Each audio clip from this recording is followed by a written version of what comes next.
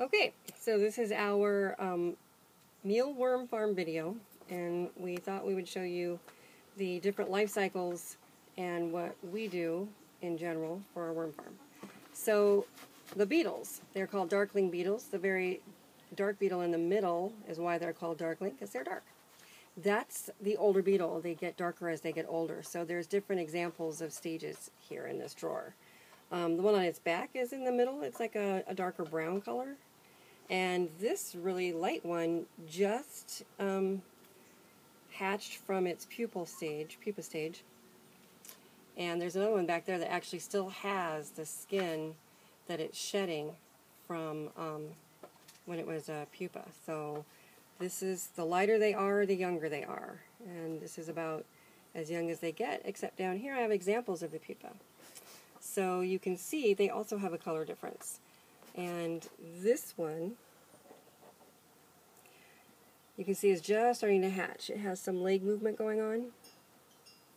They don't eat, they don't drink. They can move a little bit. This one is moving a lot. And it's the opposite for the pupa. The lighter they are, this one, you see a lot of movement with this one, is, it's still kind of it's the same. It's not different. They get darker right before they hatch. So this one is still turning from a worm and it's starting to pupate, so it's softer, it still feels worm-like, and it moves a lot more. And then as they get older and they lay there for a while, they use up a lot of the energy they've stored and a lot of the liquid they've stored since they don't eat or drink, and they get darker and smaller and harder until eventually they do this before they become a beetle. I also have an example of worms. And the worms also, you can tell what's happening with them by their color. So it was very nice of them to lay right next to each other. The one worm that's really white just shed its skin. And the one next to it actually shed not too long ago. And then that dried out little thing right there, that is a dead worm. It didn't make it. They get very black and dark in color usually when they die. And there's an example of what you'll see. That's a worm that's died. And they'll just be black, dried out, looks like skin laying there. And that's the white one. That is a worm that also just molted, just shed its skin so it can grow. And I have an example of a regular worm, but it's really active and it's crawled way back there. Sorry, let's see if I can pull it.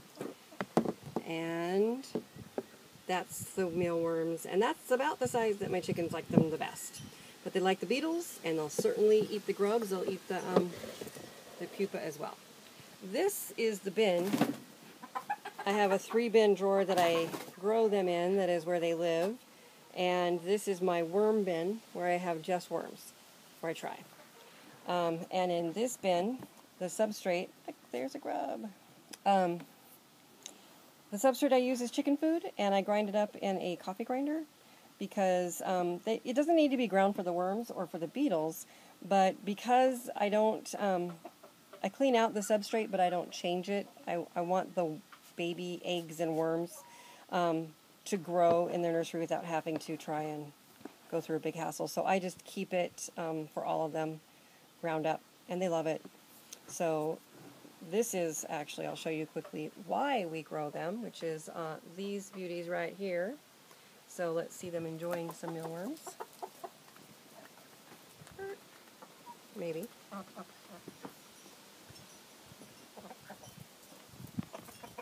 Gosh. So they like them. Not enough, huh? A little more? There we go. Yep, I think they like them. So here's an example of my intermediate drawer. This is where I have mainly grubs that are turning into beetles. So I try to keep the life cycles within like a 2-week range.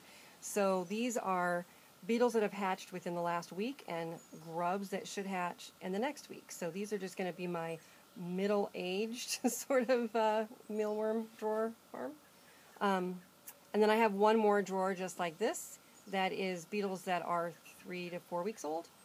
So I will have my drawers rotating monthly.